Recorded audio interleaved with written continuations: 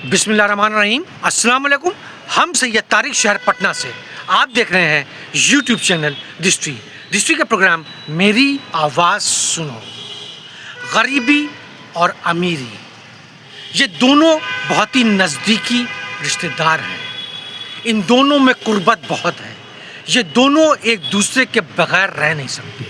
یہ دونوں ایک دوسرے کو پسند بھی نہیں کرتے اور ایک دوسرے کے بنا رہ بھی نہیں سکتے۔ یہ دونوں ایک دوسرے کو شکست دینے میں لگے رہتے ہیں۔ ہر غریب انسان امیر بننا چاہتا ہے اور ہر غریب انسان امیر انسان سے نفرت بھی کرتا ہے۔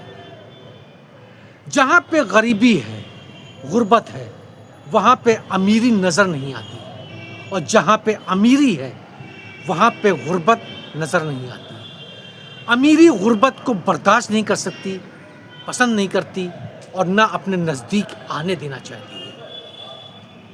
جب انسان کے پاس دولت بڑھتی ہے تو اس کے دماغ کو مال کلیہ ہو جاتا ہے، تکبر اس کو گھیرنے لگتا ہے اور وہ دکھاوے کی فضاؤں میں اڑنے لگتا ہے۔ وہ ہر چیز دکھانا چاہتا ہے، ہر چیز جتانا چاہتا ہے، وہ ہر چیز کا دام لوگوں کو بتانا چاہتا ہے۔ جہاں بھی جاتا ہے وہ چیزوں کے دام کو ذکر کرتا ہے۔ نئے پیسے کی چند علامات یوں ہیں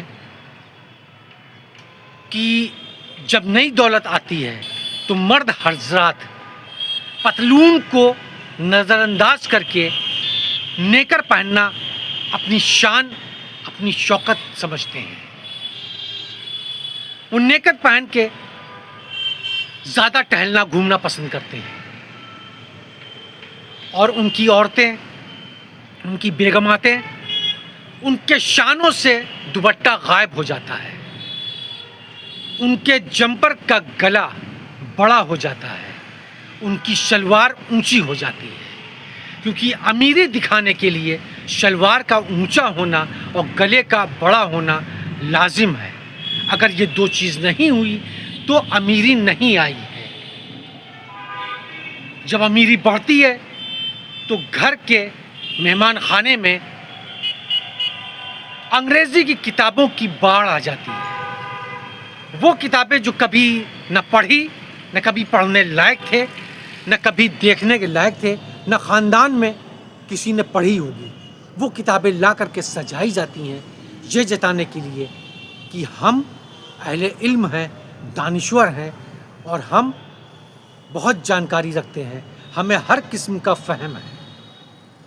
اور اس فہم کی غلط فہمی میں وہ دنیا کو صرف دکھاوے میں رکھتے ہیں۔